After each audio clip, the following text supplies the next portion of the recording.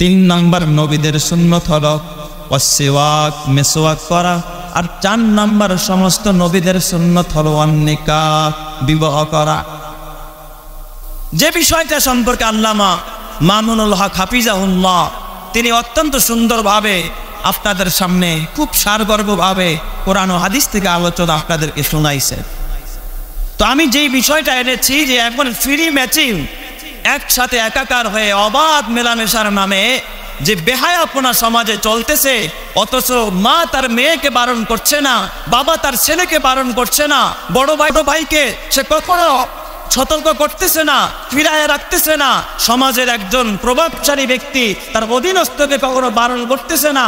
পাশের বাড়িতেই অশ্লীলতা চলে, সেখানে তিনি বাধা দিচ্ছে না।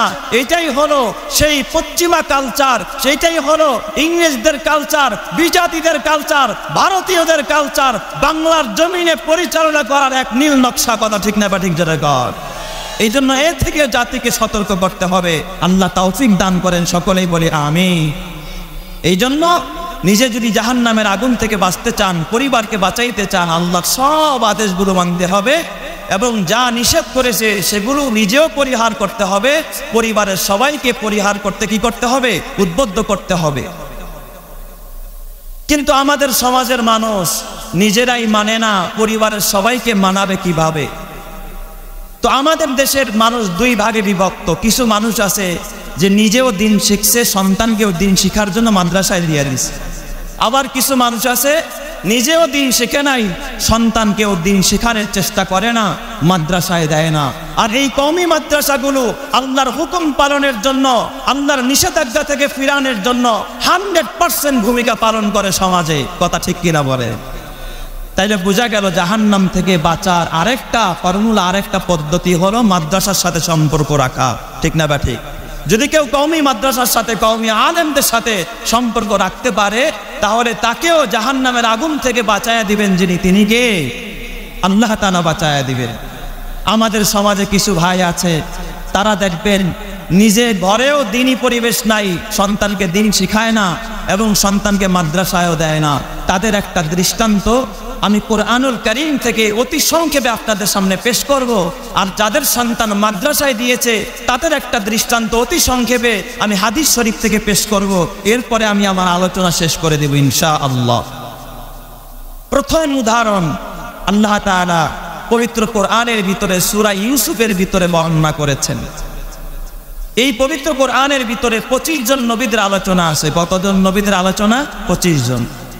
এই 25 জন নবীর আলোচনা করতে গিয়ে আল্লাহ তাআলা কোথাও কোনো ঘটনার শুরুতে বলে নাই এটা বড় চমৎকার ঘটনা, এটা বড় মজার ঘটনা, এই কথা আল্লাহ বলে নাই।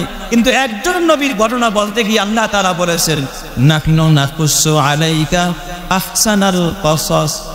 সূরা ইউসুফে হযরত ইউসুফ আলাইহিস সালামের ঘটনা বয়ান করতে গিয়ে আল্লাহ বলতেছেন এটা একটা মজার ঘটনা। জোরে কোন সুবহানাল্লাহ। আসলেই সূরা ইউসুফ এবং ইউসুফ আলাইহিস সালামের জীবনী, এর ভিতরে মজা আছে না নাই? আল্লাহ যেই ঘটনার ভিতরে মজা বলছে, এর ভিতরে যে মজা আছে কোনো সন্দেহ আছে? সন্দেহ নাই। লম্বা ঘটনা, বলারও সুযোগ নাই, আর এত অল্প সময়ের ভিতরে বলাও যাবে না। আমাদের এক ওস্তাদ শুনাইছেন যে তার কাছে এক লোক আইসা বলতেছে, হুজুর আপনি একটু সূরা ইউসুফের তাফসীরটা শোনান। বলেন তো এক মুহূর্তের ভিতরে কেউ কি পুরা সূরা ইউসুফের তাফসীর শোনাতে পারবে? যেটা শোনানোর জন্য মাসের পর মাস চলে যায়, তারপরে সূরা ইউসুফের তাফসীর শেষ হয় না। হুজুর বলছেন শোনেন, সূরা ইউসুফের তাফসীর আপনাকে 1 মিনিটে দাঁড়ানো অবস্থায় শোনায়া দেই। তিনি বললেন যে পীরে বুট, একজন বুড়া মানুষ ছিল, পেশারে শোক, তার একজন ছেলে ছিল বংশ, ছেলেটা হারায় গেছে বাজিয়াব, এরপর আবার ফেরত পাইছে। সুবহানাল্লাহ বলেন সবাই। পুরা সূরা ইউসুফের ঘটনাটা আসছে কি আসে নাই? তো হযরতে ইউসুফ আলাইহিস সালাতু ওয়াস সালামের উপরে অতি সংক্ষেপে কয়েক মিনিটে আমি আমার মূল কথাটা বলবো। তার 10 ভাই ক্ষিপ্ত হয়ে তার বিরুদ্ধে চক্রান্ত করে, ষড়যন্ত্র করে বাবার কাছ থেকে নিয়ে তাকে কুয়ার মধ্যে ফেলে দিয়েছে। হযরতে ইউসুফ আলাইহিস সালাতু ওয়াস সালামকে যখন ষড়যন্ত্র করে কুয়ার মধ্যে ফেলে দিয়েছে, দুনিয়ার কেউ না দেখলে দেখছে একজন, যিনি, তিনি কে? বলেন তো যার কেউ নাই তার আছে কে? ইউসুফ আলাইহিস সালামের হেফাজতকারী যিনি, তিনি কে? ওরাসাতুল আম্বিয়া যারা, উলামায়ে কেরামদেরও হেফাজতকারী একজন, যিনি, তিনি কে? হযরত ইউসুফ আলাইহিস সালামকে যখন কুয়ার মধ্যে ফেলে দেয়, কেনানের গভীর জঙ্গল, আল্লাহর পয়গম্বর ইউসুফ আলাইহিস সালাম গায়ের জামা খুলে ফেলেছে, হাত পা বেঁধে ফেলেছে, পরনের পুরা কাপড়গুলো খুলে একেবারে উলঙ্গ করে হাত পা বেঁধে যখন ইউসুফ পয়গম্বরকে কুয়ার মধ্যে ছেড়ে দিয়েছে, এখনো নিচে যেতে পারে নাই, আল্লাহ তাআলা জিবরাইল আমিনকে ডাক দেয়া বলে, জিবরাইল, এই গভীর কুয়ার ভিতরে আমার ইউসুফ যদি পড়ে যায়, অনাবাদী কুয়া, এই ইউসুফ কুয়ার ভিতরে পানির ভিতরে পড়ে গেলে ইউসুফ বাঁচবে না। জিবরাইল, তুমি কোথায়? জলদি যাও, আমার ইউসুফের পায়ের নিচে তোমার ডানাটা বিছিয়ে দাও। বিশ্বনবী এক হাদিসে বলে যে বিশ্বনবী হযরতে জিবরাইল আমিনের সাথে যখন একবার সাক্ষাৎ হয়, তিনি জিজ্ঞাসা করেন, ভাই জিবরাইল, আপনার চলার গতি কত? জিবরাইল আমিন বললেন, ইয়া রাসূলুল্লাহ, আমার চলার গতি কত এটা আমি আপনাকে বলতে পারবো না, তবে একটা ঘটনা বলি, এর থেকে আপনি আন্দাজ করবেন যে আমার চলার গতি কত। হযরতে জিবরাইল আমিন ডাক দেয়া বললেন, ইয়া রাসূলুল্লাহ, ইউসুফ আলাইহিস সালামকে যখন তার 10 ভাই মিলে যখন হাত পা বেঁধে ওই কিনানের পরিত্যক্ত একটা কুয়ার মধ্যে ছেড়ে দিয়েছে, এখনো পানির সাথে মিশতে পারে নাই, আমি জিবরাইল তখনও সিদরাতুল মুনতাহা, এই সিদরাতুল মুনতাহা কত দূরে, এখান থেকে প্রথম আসমান 500 বছরের রাস্তা, আমার আসমানটা মোটা হলো আরো 500 বছরের রাস্তা, প্রথম আসমান থেকে দ্বিতীয় আসমানের দূরত্ব আরো 500 বছরের রাস্তা, এইভাবে সপ্তম আসমান পর্যন্ত 7000 বছরের রাস্তা, সপ্তম আসমান থেকে সিদরাতুল মুনতাহা আরো 7000 বছরের রাস্তা, তাহলে সর্বমোট কত হাজার বছরের রাস্তা? 14000 বছরের রাস্তার দূরত্ব হযরতে জিবরাইল ডাক দিয়া বলেন, ইয়া রাসূলুল্লাহ, ইয়া হাবিবাল্লাহ, আমি জিবরাইল সিদরাতুল মুনতাহায় ওই দিক দিয়ে ইউসুফ পয়গম্বরের হাত পায়ের ভিতরে রশি বেঁধে ভাইরা চক্রান্ত করে ষড়যন্ত্র করে বাবার চোখে ফাঁকি দিয়ে ইউসুফ পয়গম্বরকে কুয়ার মধ্যে ছেড়ে দিয়েছে, এখনো পানির সাথে মিশে নাই। আমি জিবরাইল ওই সিদরাতুল মুনতাহা থেকে মাত্র 2টা ডানা মেনে আমি একটা উড়াল দিয়ে চোখের পলকে হযরতে ইউসুফের পায়ের নিচে ডানাটা পিছায় দিয়েছি, এখনো পর্যন্ত ইউসুফের পা পানির সাথে স্পর্শ করে নাই। যেরকম সুবহানাল্লাহ ওয়া বিহামদিহি। জিবরাইল ডাক দিয়া বলে, আমি গিয়া দেখি এখনো ইউসুফের পা পানির সাথে এখনো পর্যন্ত মিশে নাই। আল্লাহ তাআলা পয়গম্বর হযরতে ইউসুফ জিবরাইল আমিনের ডানা বুকের মধ্যে জিবরাইল আমিন বসালেন। এরপর আল্লাহকে ডেকে বলেন, আল্লাহ, এবার তোমার পয়গম্বর ইউসুফের সাথে আমি কি রূপ আচরণ করব?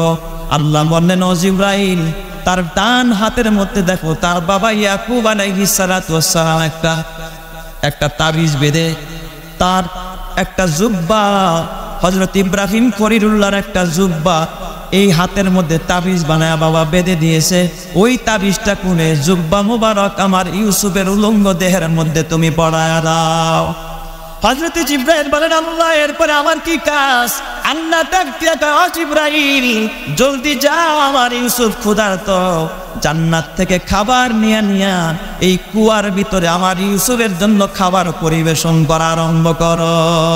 ইউসুফকে গভীর কূপে করিয়া পালন, বেহেশতেরি খাবার দিয়া করিলেন লালন। জলিল জাব্বার আল্লাহ পাক পরোয়ার, কে বুঝিতে পারে মাওলা মহিমা তোমার? বলেন না মহিমাকার, আরো জোরে বলেন মহিমাকার। পুরা ঘটনা বলা আমার মাকসাদ না।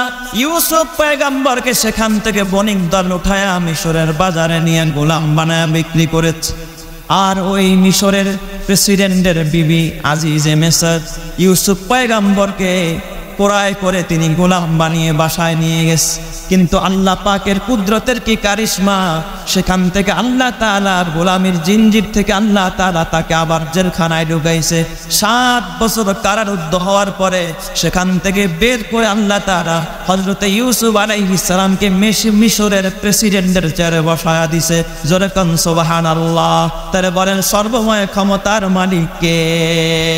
ওরা চেয়েছিল জেলখানায় ঢুকায়া শেষ করে দিবে, ওরা চেয়েছিল আল্লামা মামুনুল হকের জবানকে স্তব্ধ করে দিবে, জেলখানায় ঢুকায়া শেষ করে দিবে। কিন্তু কোরআনের বাতিকে যত ফুয়াবে, যত নিবাইতে চাবে, তত জ্বলে উঠবে। কথা ঠিক না বা ঠিক জোরে কা?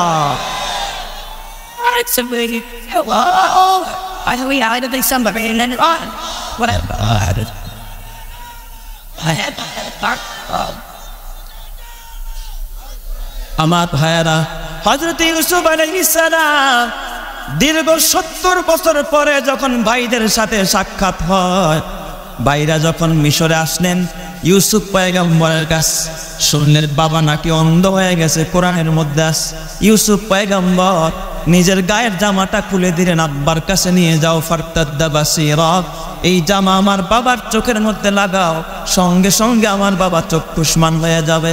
সুবহানাল্লাহ। জামা নিয়ে গেছে। লম্বা ইতিহাস আমি লম্বা করে বলবো না।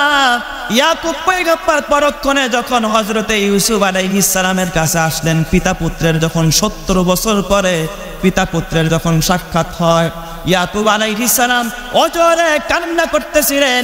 ইউসুফ পয়গম্বর তখন ইয়াকুব পয়গম্বরকে ডাক দিয়ে বলে, আব্বা আপনি একজন পয়গম্বর। ও আব্বা, আমিও একজন পয়গম্বর। তবে আব্বা আপনি কি আখিরাত বিশ্বাস করেন না, তাকদীর বিশ্বাস করেন না? আব্বা আপনি কি আল্লাহর উপরে পরিপূর্ণ ঈমান রাখেন না? ইয়াকুব পয়গম্বর বলে, ইউসুফ তুমি এটা কেমন প্রশ্ন করলা? আমি কেন তাকদীর বিশ্বাস করব না? কেন আমি আখিরাত বিশ্বাস করব না? আব্বা গো, যদি তাকদীর বিশ্বাস করে থাকেন, আখিরাত বিশ্বাস করে থাকেন, সব কিছু যদি ভালো মন্দ রবের পক্ষ থেকে হয়, এই বিশ্বাস যদি আপনার থাকে, তাহলে আপনি পয়গম্বর হয়ে কেন আমি ইউসুফের জন্য আপনি কাঁদতে কাঁদতে চক্ষুর দুইটা কেন অন্ধ করে ফেলেছেন? বাবা 70 বছর কেন আপনি কেঁদেছেন যে আমি খেয়ে আসি না না খেয়ে আসি, আমি বেঁচে আছি নাকি মরে গেছি, আমি সুখে আছি নাকি দুঃখে আছি?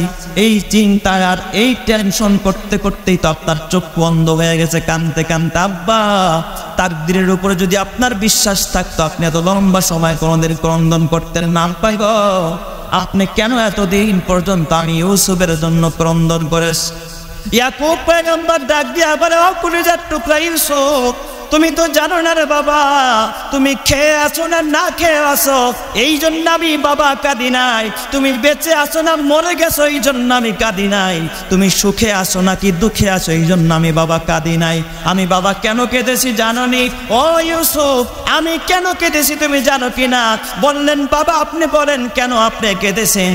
হযরতে ইয়াকুব পয়গম্বর কয়, ইউসুফ আমি কেঁদেছি শুধু একটা মাত্র কারণে, যে তুমি আমার হাত ছাড়া হয়ে গেছো, দূরে চলে গেছো। তোমাকে আমি তাআল্লুক আল্লাহ করাইতে পারি নাই, আল্লাহর পরিচয় আমি তোমাকে করাইয়া দিতে পারি নাই, দিন শিখাইতে পারি নাই, তোমাকে আমি জাহান্নাম থেকে বাঁচাইতে পারি নাই, কাছে থেকে তোমাকে দিন শিখায় আল্লাহর সাথে পরিচয় করাইতে পারি নাই, দিনই তালিম দিতে পারি নাই। আমি ভেবেছি না জানি তুমি আবার পথচ্যুত হয়ে যাও কিনা, তুমি আবার পথভ্রষ্ট হয়ে যাও কিনা। ও ইউসুফ, আমি বাবার উপরে ফরজ ছিল তোমাকে দিন শিক্ষা দেওয়া, তুমি আমার থেকে দূরে সরে গেছো, তুমি পথ হারা হয়ে যাও কিনা, দিন থেকে মাহরুম হয়ে যাও কিনা। আমি বাবা শুধুমাত্র এই জন্য ক্রন্দন করেছি, অন্য কোনো উদ্দেশ্যে আমি ক্রন্দন করি না। তাহলে এই ঘটনা থেকে বোঝা গেল একজন বাবার উপরে দায়িত্ব হলো সন্তানকে দিন শিক্ষা দেওয়া। ও মুসলমান, কিছুদিন আগে এক জানাজায় ইমামতি করতেছিলাম, পিছন থেকে অক্সফোর্ড বিশ্ববিদ্যালয় পড়ুয়া একজন সন্তান বাবার জানাজায় নামাজের ভিতরে ফুপিয়ে ফুপিয়ে কান্না করতেছে। নামাজ শেষে কিছু মুসল্লিরা তার মাথায় হাত বুলাইতেছিলেন আর বলতেছিলেন, বাবা সবারই মরতে হবে, তোমার বাবাও কবরে গেছে, আমরাও যাব, তুমি আর কান্না করো না। ছেলেটা ডাক দিয়া বলে, আঙ্কেল আপনারা কি বলেন? আমি তো আমার বাবা মারা গেছে এই জন্য কাঁদি না। অক্সফোর্ড পড়ুয়া বিশ্ববিদ্যালয় পড়ুয়া সন্তানকে জিজ্ঞাসা করা হলো, তাহলে তুমি কেন কাঁদতেছ? ছেলেটা ডাক দিয়া বলে, ও আঙ্কেল, আমি যখন ইমাম সাহেবের তাকবীরের সাথে সাথে হাত পেতে যখন নামাজে দাঁড়াইলাম, এই নামাজে দাঁড়ায় কি পড়তে হয়, কোন দোয়া পড়তে হয়, এইটা কিন্তু আমার বাবা আমারে কোনোদিন শিক্ষা দেয় নাই। আমার বাবা লক্ষ লক্ষ কোটি কোটি টাকা খরচ করে আমাকে অক্সফোর্ড বিশ্ববিদ্যালয় পর্যন্ত আমাকে ডিগ্রি অর্জন করাইছে, কিন্তু জানাজার নামাজে কি দোয়া পড়তে হয় আমার বাবা কোনোদিন আমার শিক্ষা দেয় নাই। আমি এই জন্যই আফসোস করতে করতে কান্না করতেছিলাম। এই জন্য যুবক ভাই, কোথায় যাবে তোমার এই গাড়ি, কোথায় যাবে তোমার বাড়ি, কোথায় যাবে তোমার এই সংসার, কোথায় যাবে তোমার এই দাপট? কবরে যদি যেতে চাও নিজেও দিন শেখো, সন্তানকে দিন শেখাও, আল্লাহ টান হাতে আমলনামা দিয়া জান্নাতি করবে, কথা ঠিক কিনা? আর যদি সন্তানকে দিন না শিখাইতে পারো তাহলে দুনিয়াতে ধরা খেয়ে যাইবা, আখিরাতেও তোমার জন্য জাহান্নাম রেডি হয়ে যাবে। আমি বলেছিলাম আর ওই বাবাদের জন্য একটা সুসংবাদ, যেই বাবারা নিজেও দিন শিখে সন্তানকেও দিন শিখানোর জন্য মাদ্রাসায় দিয়ে দিছে। হাদিস শরীফের মধ্যে আসছে, আল্লামা ফখরুদ্দিন রাজি রহমাতুল্লাহ আলাইহি তাফসীরে কাবীরের ভিতরে হাদিস এনেছেন, আল্লাহর পয়গম্বর হযরত মুসা কালিমুল্লাহ একদিন রাস্তা দিয়ে যাচ্ছিলেন, পয়গম্বর মুসা আলাইহিস সালাম। হঠাৎ মুসা নবী দেখতেছেন পাশে একটা কবরের ভিতরে আযাব চলতেছে, দাও দাও করে আগুন জ্বলতেছে।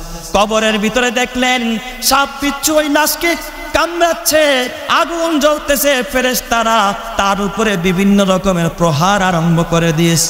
মুসা পয়গম্বর ওই রাস্তা দিয়ে যখন চলে গেলেন, আবার পরবর্তীতে ওই রাস্তা দিয়ে যখন ফিরতেছিলেন, হঠাৎ ফিরার পর পয়গম্বর আবার ওই কবরের দিকে যখন নজর করলেন, তাকায়া দেখলেন কবরের ভিতরে জান্নাতের বাতাস বইতেছে।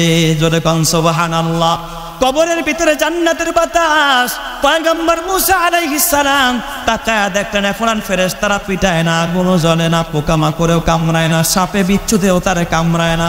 পয়গম্বর মুসা আলাইহিস সালাতু ওয়াস সালাম কালিমুল্লাহ আল্লাহকে ডেকে বললেন, আল্লাহ কিছুক্ষণ আগে তার কতকাল কবরের মধ্যে আযাব দেখলাম, আজকে কেন আবার কবরটা জান্নাতের বাগান? রব্বুল আলামিন আমি তো কারণ বুঝতে পারলাম না, আল্লাহ তুমি আমারে বলে দাও।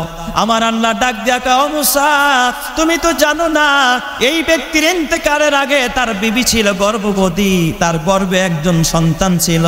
ইন্তেকালের আগে বিবিকে বলে দিছে, বিবি গো আমি যদি মরে যাই আমার এই সন্তানটাকে তুমি দিন শিখাইবা, কোরআন শিখাইবা, কওমি মাদ্রাসায় ভর্তি করে দিবা। মুসা এই বেচারার মৃত্যুর পর তার কবরে আযাব চলতেছিল, কিন্তু তার সন্তান যখন আস্তে আস্তে বড় হয়েছে, এই আজকে তার বিবি তার সন্তানটাকে মাদ্রাসায় ভর্তি করে দিয়েছে। ছোট্ট বাচ্চা মায়ের কুলের ভিতরে থাকে, এই বাচ্চা ওস্তাদরা আদর করে কুলের মধ্যে বসাইয়া কেবলমাত্র বিসমিল্লাহর সবক দিছে, বিসমিল্লাহির রহমানির রহিম। মুসা এই দিক দিয়ে তার বাবার কবরে ফেরেশতারা পিটাইতেছে, সাপে দংশন করতেছে, আগুন দাও দাও করে জ্বলতেছে, অথচ তার সন্তান মাদ্রাসার মধ্যে বসে বসে আমি আল্লাহকে রহমান আর রহিম বলে বারবার ডাকতেছে, আমি নাকি রহমান। ওর সন্তান মাদ্রাসায় গিয়া কয় আমাকে রহমান বলে ডাকতেছে, আমাকে রহিম বলে ডাকতেছে।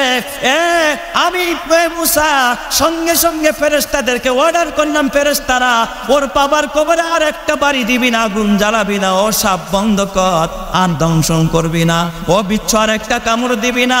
কারণ যেই বান্দার সন্তান আমি আল্লাহকে রহমান বলে ডাকে, রহিম বলে ডাকে, তার বাবার কবরে যদি আযাব হয়, আমি আল্লাহর রহমান আর রহিমের নামের ইজ্জত থাকে না, আমি আমার রহমান আর রহিম নামের বরকতে ওর বাবার কবর আযাবকে আমি আল্লাহ মাফ করে দিয়েছি।